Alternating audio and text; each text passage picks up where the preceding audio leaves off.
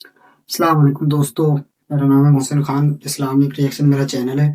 آج ہم ریئیکشن ماریں گے دنیا کہاں سے شروع ہوئی، حضرت آدم علیہ السلام کا واقعہ اور ابلیس شیطان کا۔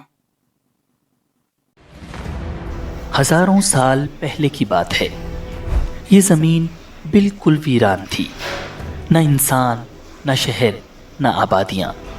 صرف ایک ہی مخلوق یہاں آباد تھی، وہ تھے جنات۔ جنات کے قبیلے زمین کے کونے کونے میں پھیلے ہوئے تھے، مگر ان کے درمیان ہمیشہ لڑائیاں، جھگڑے، فساد اور خون ریزی جاری رہتی تھی۔ پوری زمین میدان جنگ بن چکی تھی۔ یہ منظر اللہ رب العزت کی بارگاہ میں پیش ہوا تو اللہ تعالیٰ نے فیصلہ فرمایا، زمین کو اس فساد سے پاک کر دیا جائے۔ فرشتوں کو حکم دیا گیا، وہ بڑے بڑے لشکروں کی صورت میں زمین پر اترنے لگے اور جنات پر زبردست حملہ کر دیا۔ جنات نے مقابلہ کرنے کی کوشش تو کی، مگر اللہ کے حکم کے سامنے وہ بے بس ہو چکے تھے۔ اس حملے میں بے شمار جنات ہلاک ہوئے، اور جو بچ گئے وہ پہاڑوں، جنگلوں اور دور دراز جزیروں میں چھپ گئے۔ انہی جنات میں ایک نہایت ہی نیک اور عبادت گزار جن تھا، جس کا نام تھا عزازیل۔ عزازیل باقی جنوں سے مختلف تھا، وہ فساد سے بالکل الگ رہتا اور دن رات عبادت کرتا رہتا تھا۔ جب فرشتے جنات کے خلاف لڑنے آئے تو عزازیل نے کھل کر فرشتوں کا ساتھ دیا۔ فرشتے اس کی عبادت اور اخلاص سے بہت امپریس ہوئے۔ جب جنگ ختم ہوئی تو وہ اسے اپنے ساتھ آسمانوں پر لے گئے۔ اب عزازیل فرشتوں کی محفلوں میں رہنے لگا۔ وقت کے ساتھ ساتھ اس کا علم اور عبادت میں مقام بڑھتا چلا گیا، حتیٰ کہ اللہ تعالیٰ کے ہاں اس کا درجہ بہت بلند ہو گیا۔ مگر اسی دوران اس کے دل میں ایک خاموش خواہش نے جگہ بنانا شروع کی، کاش زمین کی خلافت مجھے عطا ہو جائے۔ وقت گزرتا جا رہا تھا، پھر ایک دن اللہ رب العزت کی طرف سے ایک اعلان ہوا، ایک ایسا اعلان جو سب کچھ بدل دینے والا تھا۔ اللہ تعالیٰ نے ارشاد فرمایا، میں زمین میں اپنا ایک خلیفہ بنانے والا ہوں۔ تمام مخلوقات میں ہلچل مچ گئی۔ سب کے ذہن میں یہی سوال تھا کہ زمین پر اللہ کا نائب کون ہوگا؟ فرشتے زمین پر اس سے پہلے جنات کا فساد دیکھ چکے تھے، تو انہوں نے حیران ہو کر اللہ رب العزت سے عرض کیا، کیا تو زمین میں ایسے کو خلیفہ بنائے گا جو فساد کرے گا اور خون بہائے گا؟ حالانکہ ہم ہر وقت تیری تسبیح اور پاکی بیان کرتے ہیں۔ اللہ تعالیٰ نے ارشاد فرمایا، میں وہ جانتا ہوں جو تم نہیں جانتے۔ دوسری طرف عزازیل یہ اعلان سنتے ہی بہت خوش ہوا۔ وہ بہت کانفیڈنٹ تھا کہ اللہ کے ہاں اس کا جو مقام ہے، اس لیے اب اس زمین کی خلافت تو اسے ہی ملنے والی ہے۔ لیکن پھر ایک ایسا واقعہ ہوا جس نے سب کو حیران کر دیا۔ اللہ تعالیٰ نے حضرت اسرائیل علیہ السلام کو حکم دیا کہ وہ زمین کے مختلف علاقوں سے مٹی جمع کریں۔ حضرت اسرائیل علیہ السلام نے پہاڑوں، میدانوں، ریگستانوں اور زرخیز زمینوں ہر جگہ سے تھوڑی تھوڑی مٹی جمع کی۔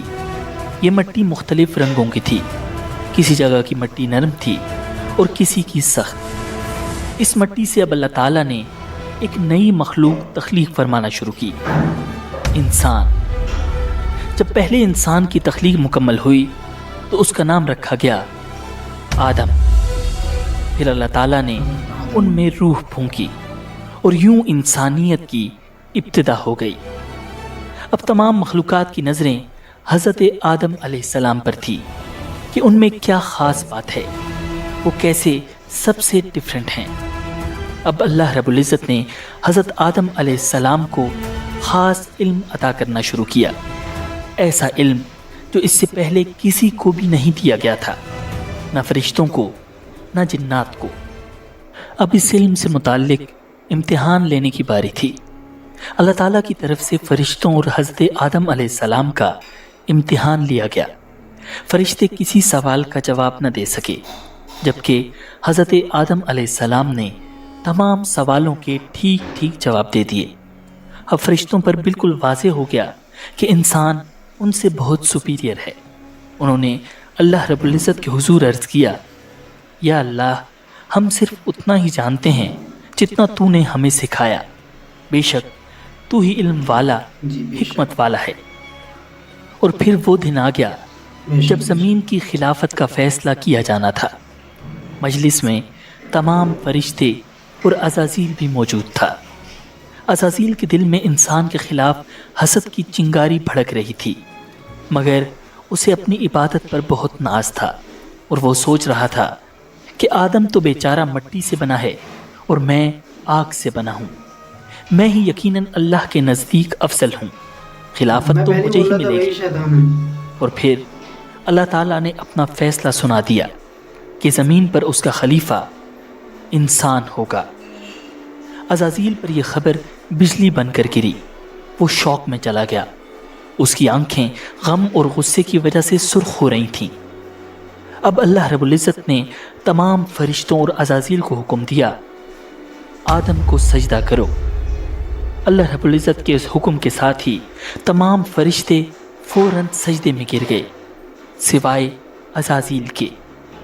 کسی کی مجال نہ تھی کہ اللہ کے حکم کا انکار کرے، مگر وہ بدبخت گردن اکڑائے غصے اور تکبر کے ساتھ کھڑا ہوا تھا۔ دربار خداوندی میں سناٹا چھایا ہوا تھا۔ اللہ تعالیٰ نے پوچھا، تجھے کس چیز نے روکا کہ تو سجدہ نہ کرے جب میں نے تجھے حکم دیا؟ ابلیس نے تکبر سے جواب دیا، میں اس سے بہتر ہوں، تو نے مجھے آگ سے پیدا کیا اور اسے مٹی سے۔ اللہ رب العزت نے نہایت جلال سے فرمایا، نکل جا یہاں سے، تجھے یہ حق نہیں کہ یہاں تکبر کرے، یقیناً تو ذلیلوں میں سے ہے۔ اب وہ عزازیل ابلیس بن چکا تھا، مردود اور شیطان، مگر بجائے شرمندہ ہونے یا توبہ کرنے کے، اس نے اللہ تعالیٰ سے ایک حیران کن درخواست کی، مجھے قیامت تک مہلت دے دے، جس دن انسانوں کو قبروں سے اٹھایا جائے گا۔ اللہ رب العزت نے فرمایا، جا، تجھے مہلت دی گئی۔ لیکن ابلیس نے وہیں ایک اور اعلان کیا، جو کہ ایک چیلنج تھا، ایک سازش تھی۔